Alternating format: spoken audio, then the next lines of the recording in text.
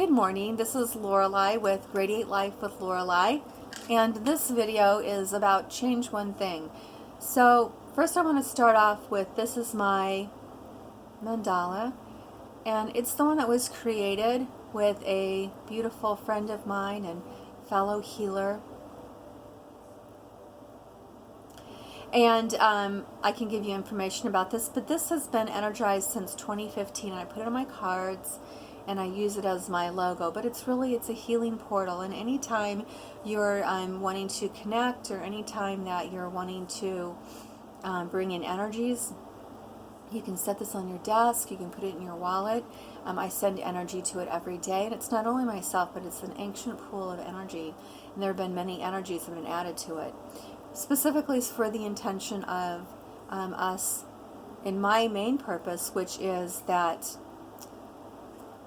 to give to one person, and starting with myself, and see how one person giving of themselves to themselves and to others literally changes the world. So today is one thing. So here's one thing you could do. So one thing you could do is, you might like the colors in this. You might like the videos that I do. You might know me and know the connection and the genuine love and friendship that I have for the earth, and for parents, and for teachers, and for mentors. It's always been a great passion of mine to find a way to empower the individual, and to empower us in such a way that we get to live in our world, in our life, in a way that is really amazing for all of us. The word thriving is something that lit up from the inside out. So just briefly, one of the experiences that I had was that when I was going through eye surgery, and I have scar tissue and actually both my eyes, but when I'm kind of tired or stressed, or that it gets a little more predominant. And one time I woke up, and I'll take you just right into that moment. The moment was, I'm on the operating table, and all of a sudden I wake up. I don't know I'm awake, but the only thing that I see is I feel my something, which I feel is my presence, and I look down and I see my physical body, and I see the doctors and nurses operating on me, and I can see myself awake. And it happened so quick that it was a feeling, and the feeling that I could express in words now was, that's my body and this is me. How is that my body and this is me? And then just like, just like a vortex that just vacuum sucked me right back in. And it really was an amazing experience that I remembered. And I was 5 years old at the time, and nobody believed me, right? And it really set me off at 5 years old on this journey about, if that was me and I could feel amazing, and the words now are expansive, but it was a feeling at 5 years old, like I have no feeling to express what this is, but I'm just all over and everywhere, and I'm feeling warm and just like an explosion of sunshine inside, and the light was amazing. And that was life-changing at 5 years old. And I said, I could never look at life the same way. And so I saw my own light, and I strive my whole life with that, curiosity of how to turn myself inside out. Because at 5 years old, I would look in the mirror, and I'd look around me, and I'd say, why can't people turn themselves inside out? Why can't we look past the exterior and see the light in each other? Because I felt at 5 years old, if we could look and we could see the light in each other, that everything else that wasn't important would burn away, right? That whatever choices that we had about expression would be just that. It would be like an icing on the cake. It would be like a decoration, but the main event would really be us. And I sought my whole life to do that in so many forms. And I never lost sight of that. So I just want to share with you, that's really where I come from. And it's so amazing. Like, the more we study, and the more that we really strive to incorporate study, but with that activation. You know, I was an athlete, a student athlete, and that was my craft. And you know, I would love my sport was soccer, and I loved teamwork, and I loved empowering other people. I liked setting other people up for a goal. I liked the camaraderie. I liked to be able to be there on the field and say, you know, you did a great job. Come on, I'll help you up. Come on, let's do this together. We could do this. You know, teamwork makes the dream work. And when I was in soccer, I excelled, but I didn't excel because I put a goal out to excel. I excelled because I loved my sport. I loved the intuitiveness. I loved when you're on the field, you're all in, and then you could just like be really upset on the field, and then I learned sportsmanship where you just leave it on the field, and that's why we shake hands at the end and we're like, you know what, good play, you got me, I got you. You know, I know that I learned that I grow by being around people who are strong and people who are moving, and even in that direction was about it was about physical fitness, but it was about learning how to challenge yourself in a way, and then you put the time and the energy and the dedication in, so you burst through those blocks that you had. You run faster more easily. You run further more easily. And every moment that you take those steps, just engaged in that moment and those steps, is an amazing feeling of power, amazing feeling of being in the moment. And those experiences are things that have carried with me my whole life.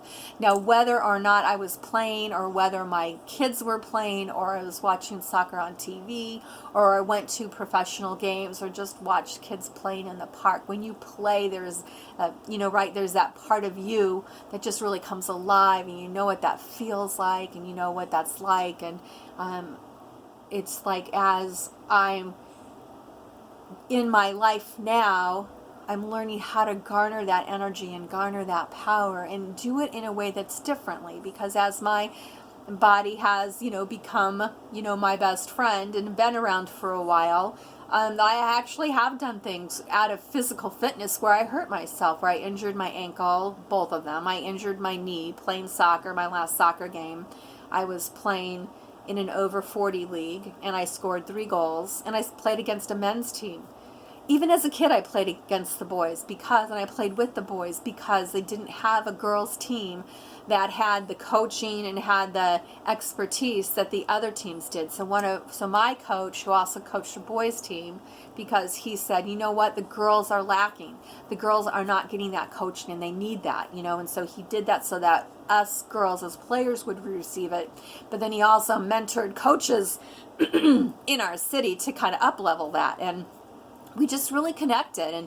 And he took me to some amazing places, and he let me work out with the boys. So I did my own work. I did the workout with the boys, and I really challenged myself. And I really made lifelong friends because of that, lifelong friends, and it was really an amazing connection. So it's like, how do I garner that kind of thing? Well, I've really taken that same zest for my sport, having zest for my spirituality. And so today I want to say to you, it doesn't matter what you've done. Times have changed so much. It's been a privilege and an honor to be a part of some of the ancient and traditional ways of teaching things. But there was a tipping point in my life when my kids really needed me, and my kids being empaths and my kids being really connected. One of my mentors told me, you and your husband are doing a great job. You're doing the best that you could. And I'm like, no, it wasn't a criticism of us. It was like, I really felt into what they were saying. And a little part of me was kind of like, you mean there's more of me as a creator, as a healer, as a teacher, as a mother, as an artist, my joy for cooking, my joy of animal. You mean there's more connection? There's something more in me that I haven't brought forward yet that would help myself and my children? It was just enough of a hint. And I thought, okay, I'd reached a point in parenting for sure where you realize that you really have this realization. You kind of look in the mirror one day and you say, so there's two things at work here, many things, but if I looked at the two most important things in my kids' life, and especially as they get older and move into their being teenager, right? And you look at the stages of development for any process, for any person, for any business, for any project, there is the infancy stage, and what comes with that, the expectation that comes with that, with the person who is the loving guiding force is offering, and what the beautiful emerging being or emerging project, or the emergence of the budding teamwork and friendship. So there's the respect for infancy. You don't expect the same things from yourself or your children, either in their physical infancy or when they're learning a skill or developing something new or developing a project, right? There's that infancy, there's the grace, there's the joy of the experiencing of it, but then at some point you're moving from that infancy to then beginning to stand up and walk on their own, and you stand up and you walk on your own, right? And maybe your next step is teaching, maybe your next step is mentoring, maybe your next step is really leading in a bigger way than you've ever led before. Maybe it's leading your family, maybe it's leading yourself. It starts really with leading yourself. How are you leading yourself? Or are you leaving yourself behind? So, as with my children, I noticed that then there was their main childhood, right? Where it's a mixture. It's like mom and dad supply the resources, mom and dad supply the direction, and then I'm going to probably, up until about 10 years old, for most kids, but not everyone, and it's just kind of a way that it is. Everyone's different. This is your soul map. It's your finger, it's your hand, it's your fingerprint. No one else has anything like it. This is your true essence. So this is your GPS. So don't get off your GPS onto someone else's GPS, because it's not yours. So the same thing as the children. So you look at your hands. I remember when they were really little, they looked at their hands. This is the kind of thing that happened, like choices, right? So the kids were, I always gave them opportunities to play sports, because you get the feeling of throwing things and hitting a target and running and, falling, and learn to pick yourself back up. And so there's so many amazing things can learn through action. And that's what we really need, is that toddler time is really about action, and it's about activity and being in motion, and you're learning about your body and your emotions and your spirit, and all these things are all working together in a really beautiful, natural way when you're engaged in all the ings. Running and jumping and swimming and hiking and biking and skating and twirling and whirling and floating and flying and soaring and pogoing and skateboarding and snowboarding and snow skiing and all the ings. Ing, ing, ing, ing, ing, ing, ing, ing, ing, ing, ing, ing. Here we are, inging around, inging around, inging around, inging around. If you didn't get enough of that when you were little, if you were like, oh, you're too much, you're inging too much, you're in action too much, that I can't handle that, or you didn't have an outdoor space to do that, or, whatever it was, then you might need to ing a little more. You might need some more action and some more moving and some more creating and allowing yourself to do things that you maybe haven't done, things that you can at least give yourself some experiencing in, because that is really what that core childhood is about. Some direction, some experience, figuring it out, having parents. I always say, I want to provide, I want to make sure that whatever is in the environment is not going to take them out. Like, you shouldn't have something that would be so detrimental to you that it would just be game over, right? That's what I would just always say. But I'm like, it's not that I have rules or I have boundaries for you. It's not right or wrong, because I want you to continue to develop and inform yourself. Because when you develop and you inform yourself, a lot of people call that learning. But what happens is that we think learning becomes this visual that I had about learning, because I have one of my main mentors has a lot of things that are outside common understood experiences, and so one thing they like to do is take things that people know and kind of like debunk it. I'm not so much like that. I'm kind of more of an integrator, but I can see the benefit of that, because this was it. Like, one thing is, like, people are saying, there's everything's a test, and they're like, nothing is a test. So I have another teacher that says, okay, how about if everything is a test and nothing is a test? So you're strong to both of those things. Let me see if I can explain that a different way. So you're sitting down to eat, and maybe one day you come early and your food is super hot, but it's still your food, it's just hot. So you wait, you cool it, you eat at the right temperature. The next day, you're involved in something. You didn't come to dinner when you were called. Your food is cold.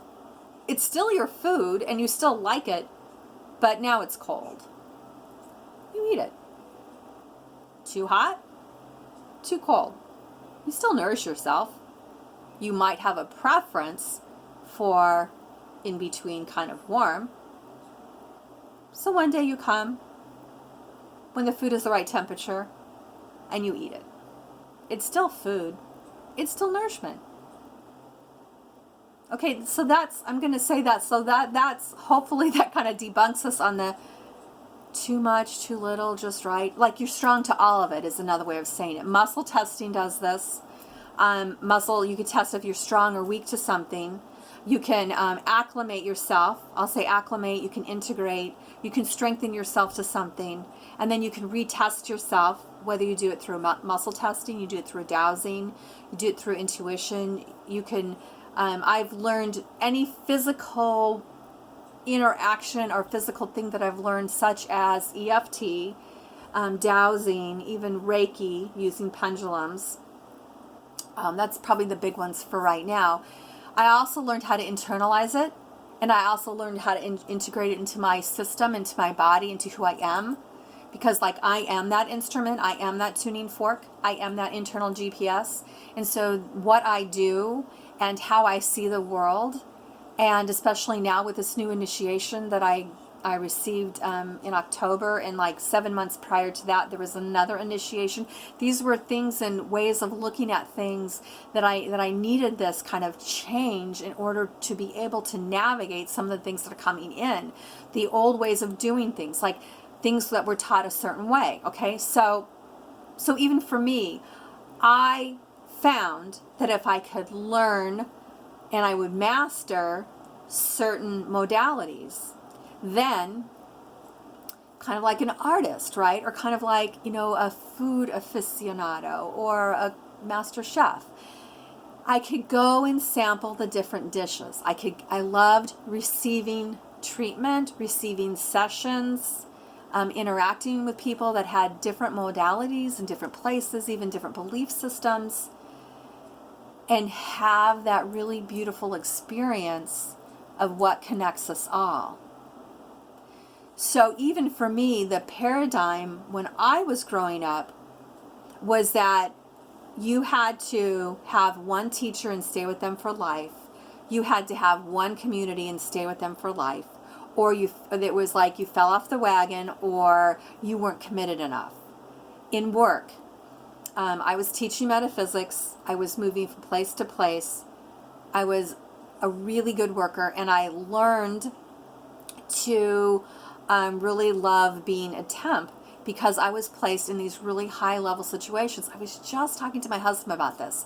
So I did it because I loved it. I did it because I found a way to do what I loved, and which was teaching and growing and learning and being part of a grassroots project to really teach people about their inner power and about the power of dreams and meditation and lucid dreaming, and really starting to make sense of all these experiences that I had as a kid, but never realized other people had them. So I began teaching and drawing people to me, to sharing that experience, and also to, of course, continued my own evolution and my own movement. So I did this, worked as a temp, and did majority of what I did was a volunteer and teaching and running a center and a wellness and meditation center as a part of a larger organization. So there was a lot of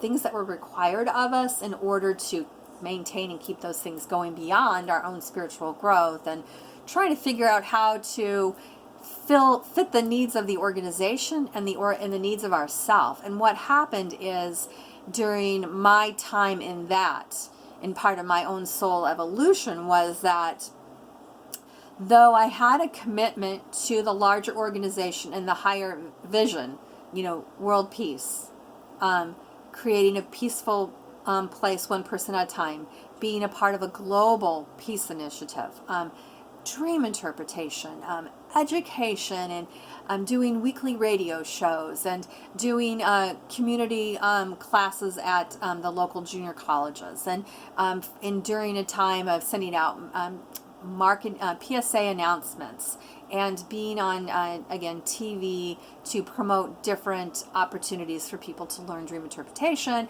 a lot of that was all given freely and it was done in service, and it was really an amazing time, and it was just a great time to be alive. And that when you served and you connected to this larger organization, it was amazing because we realized that on our own we weren't able to do that, but together.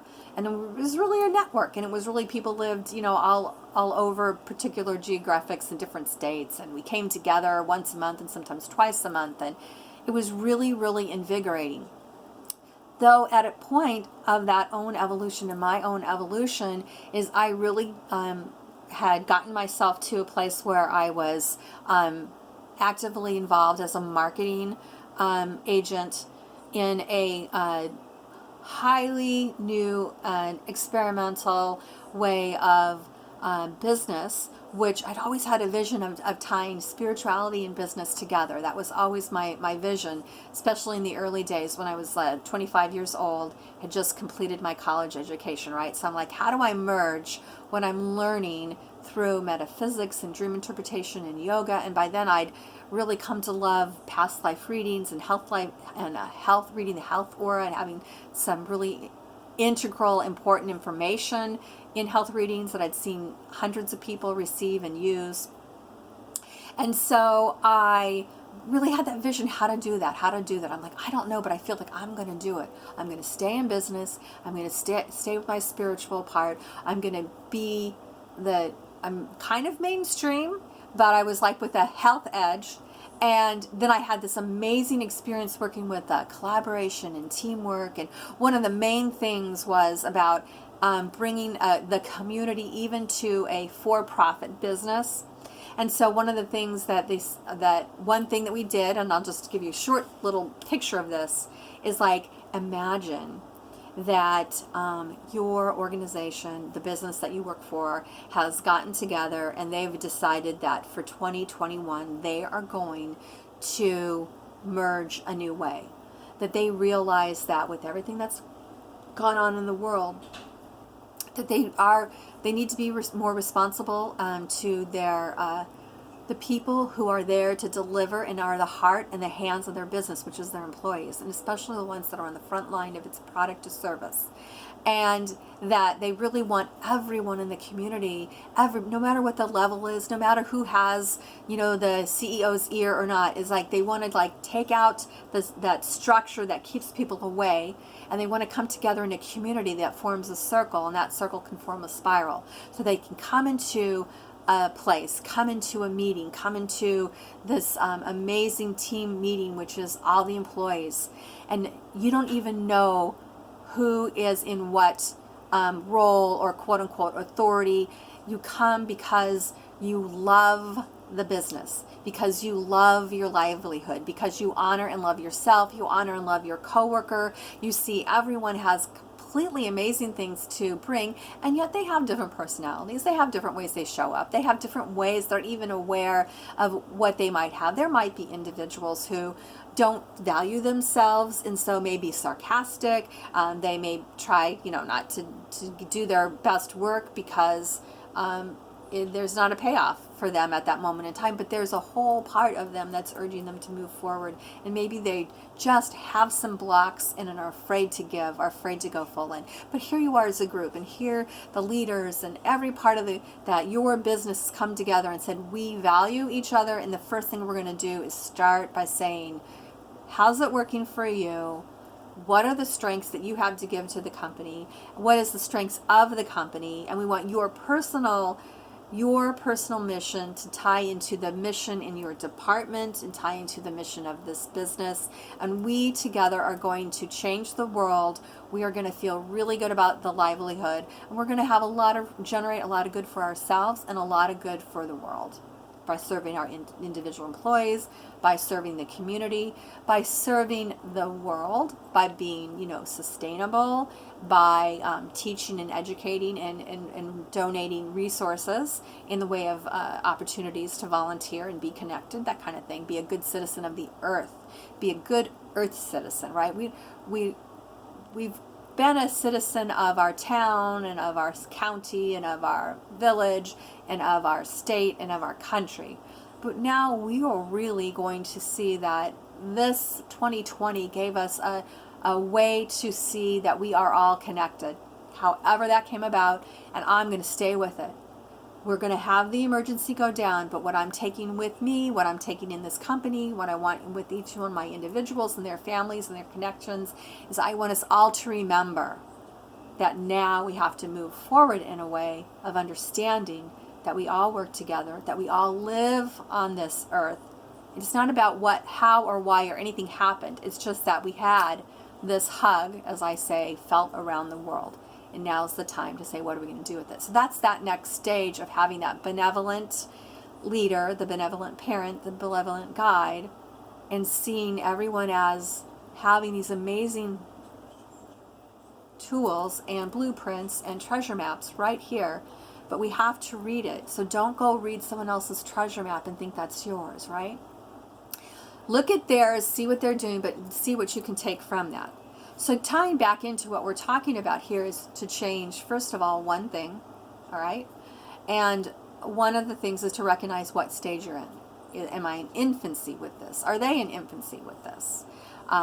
Is this that childhood where it's a mixture of learning from other people's experiences and through other people's experience? Don't touch the stove, you'll get burned. Okay, who hasn't touched the stove to see, really? Do I get burnt? Oh my gosh, she's right. I got burned. Okay, so then go easy on the hot sauce. It might burn your mouth. Use a little and then up it and see. That's what I would do, but you're going to do what you're going to do. And then you pour a bunch of hot sauce on and you eat it. You're like, oh my gosh, that's what they're talking about, right? So it's a little bit of this and a little bit of that. And that's what that main childhood is about. I like the food example. You taste a little bit of food and you see if you like it. You taste a little bit other and you find out, I don't like that, it's too hot or it's too spicy. The temperature is not quite right. But you allow yourself to have all those experiences informing you. It's not a test, you're informing you. So remember what I said again. So a test or learning, one of my mentors says, let's move that out. Let's go a little deeper into the energy. So what does that mean? It means that I'm having an experience. I'm integrating from my experience in the moment, in the day, in the week, in the month, in the year. I'm not going to set it aside like food and only eat my meal at the end of the week. I'm going to take little bites. I'm going to take little chunks. Maybe I'm going to make it a whole meal. I'm going to wait, a day to digest that. But I am not going to have a whole pile of accumulated things that I don't digest or that I don't clear at the end of the day. And we'll talk more about that. But we're just observing what it means to be in that stage of infancy where there's really no holding on to anything. Every day is like a lifetime in the life of a baby, in the life of an infant. The joy of discovering their toes, the joy of discovering these fingers that move. So spend time with babies. And if you can't, then watch babies or watch parents with their newborn baby animals, and just really kind of sit in that energy and allow yourself to have that experience and be in that and create something in your life that gives you that joy of infancy. Because again, no matter what level I get at or what frequency, and I have the experience of have some amazing, beautiful beings that are in physical form that have not left the earth, that are very interesting people that you would almost see them in the grocery store and not have a second look. And yet they're in higher realms, and they requested to be here. They requested to be here in this physical form, to be able to have that connection. A lot of them still have loved ones here on earth, and they didn't want to move. So, much love to you.